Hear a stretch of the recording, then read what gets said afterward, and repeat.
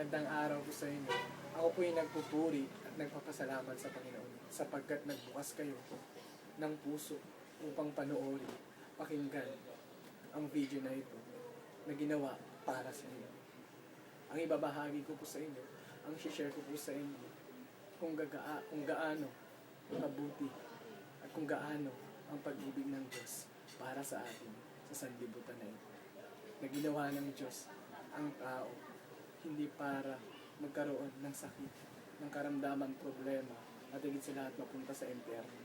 Sapagkat hindi ginawa ng Diyos ang impyerno para sa tao. Ginawa ng Diyos ang impyerno para sa demonyo at para sa diablo. At sila ay dapat lamang na mapunta ron. Ngunit ang tao, hindi ginawa ng Diyos para mapunta sa impyerno at magdusa, maghirap. Ginawa ng Diyos ang tao upang ang tao ay magkaroon ng ugnayan, magkaroon ng relasyon sa Kanya, magkaroon ng buhay na walang hanggan, magkaroon ng kapayapaan, magkaroon ng buhay na punong-puno ng kagalakan. Ito po ang plano ng Diyos.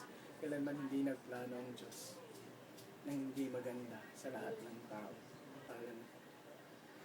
Tayo po ay nagkasala at alam po natin na hindi pwedeng pagsamahin ang banal at ang hindi banal. Banal ang Diyos, matuwid ang Diyos. At hindi pwedeng isama, ihalo ang matuwid sa hindi matuwid. Kaya po, ang relasyon ng tao sa Diyos ay napupol. Naalagay po sa Biblia, sa Romans 3:10, walang matuwid, wala kahit isa. Wala pong matuwid kahit isa. Wala po. Sa buong mundo na ito, wala pong matuwid kahit isa. Wala po. Kaya ang lahat ng tao ay nagkasala at walang nakaabot sa kaluwalhatian ng Diyos.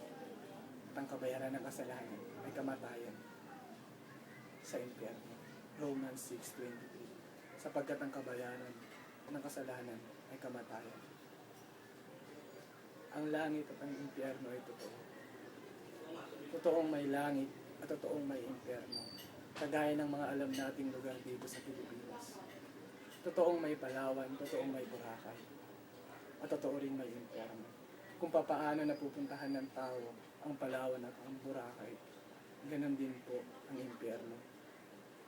Ngunit ang pinagkaiba lang, kapag ikay pumunta sa Palawan at sa Boracay, pwede ka pang umalis. Pwede kang umalis. At kailanman hindi ka rito magdurusa. Kailanman hindi ka masusunod. Ngunit sa impyerno, kapag ang tao ay napunta sa impyerno, wala na po rito labasan.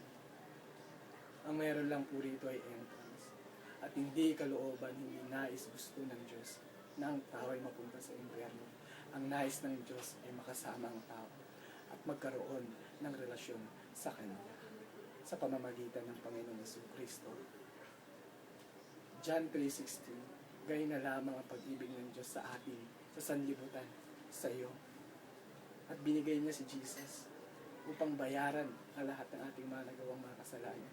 Tubusin tayo sa lahat ng ating mga kasalanan. At nakalagay po sa John 3:16 na kung sino man ang sumampalataya sa Panginoong Yesus, hindi mapapahamak sa impyerno, kundi magkakaroon ng buhay na walang hanggan kasama ng Diyos sa langit, kasama ng Panginoong Yesus. Sapagkat si Jesus lamang ang daan at ang buhay at ang katotohanan. At wala nang makaparoroon sa Ama, kundi sa pamamagitan lamang ng Panginoong Yesus. Sapagkat si Jesus lamang ang ibinigay ng Ama para sa kaligtasan ng buong mundo. Ang kailangan lamang natin gawin, isuko natin ang buhay natin kay Jesus. Isuko natin ng buong buo, 100%, hindi 50%, kundi 100%.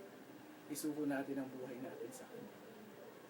Ihingi natin ng tawad ang lahat ng ating pagkakasala mula pagkabata hanggang sa ngayon. Sabi ng salita ng Diyos, kung ipapahayag mo ang lahat ng iyong mga nagawang mga kasalanan, lahat ng iyong kasalanan, 1 John 1:9, kung ipapahayag mo ang lahat ng iyong kasalanan, siya ay tapat at banal na magpapatawad sa lahat ng kasalanan mo at lilinisin ka sa lahat ng iyong kalikuan, lahat ng iyong karumihan. Napakatapat ng Diyos, ang pag-ibig ng Diyos sa inyo. sa ating lahat ay sagana. Mahal na mahal tayo ng Diyos. Ang nais niya ay makapiling mo tayo. At ang pagbaba ng Panginoong Hesus ay malapit na. At ang susunduin ng Panginoong Hesus ay yung meron relasyon sa Diyos. Totoong relasyon. At ito lamang ay mangyayari kung tatanggapin natin si Jesus. Sapagkat ang relasyon naputol dahil sa kasalanan ay tanging si Jesus lamang ang makakapagdugtong ng relasyon ng Diyos sa tao. Si Jesus lamang. Sabi niya sa salita niya, John 14:6, I am the way, the truth, and the life, and no one comes to the Father except by me. Si Jesus po ang nagsabi nito. Sinabi niya po ito dahil siya lamang naman po talaga ang daan at ang buhay at ang katotohanan. At siya lamang ang makaligtas sa iyo. Wala nang iba. Si Jesus lamang.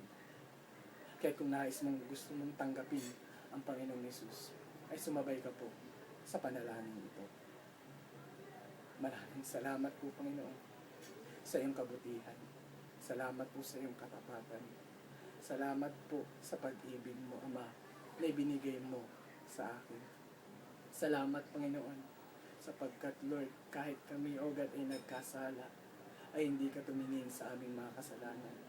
Ibinigay mo ang Panginoong Hesus upang kami ay tubusin sa aming mga nagawang mga kasalanan, maging sa mga nagawa ng aming mga ninunong kasalanan. Marami pong salamat sa pag-ibig mo na ibinigay mo ang aming Panginoong Hesus. Panginoon, humihingi po ako ng tawad sa lahat ng pagkakasala, sa isip, sa salita, sa gawa, sinadya at hindi, malaki man o maliit. Hinihingi ko, Ama, ng tawad ang lahat ng nagawa kong kasalanan. Kung ako man ay nabalisa, ng problema, nangamba, naginanakit, nagali sa kapwa ko, patawarin mo po ako, Panginoon. Kung nagkulang ako ng pag-ibig sa iyo, kung di ka po inuna, kung di po ako nanalangin, nagbasa ng salita mo, araw at gabi, patawarin mo po ako. Sa lahat ng pagkakasala ko, ako po ay patawarin mo. Salamat po, Panginoon.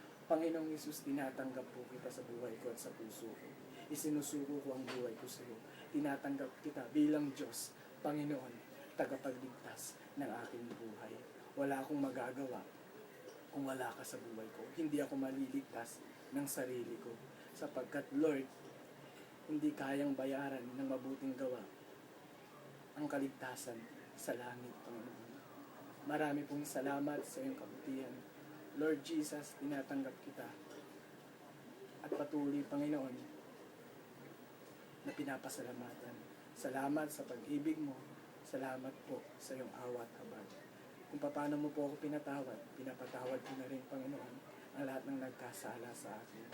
Lahat ng nakahinanakit sa akin, pinapatawad ko po sila kung paano mo ako pinatawad. Salamat, Panginoon, sa kapatawaran at salamat sa buhay na walang hanggan.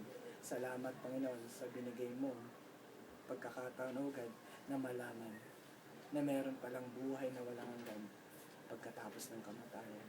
Salamat, Panginoon, sa iyong katapatan at sa kabutihan. Sa pangalan ni Jesus. Amen and amen. God bless.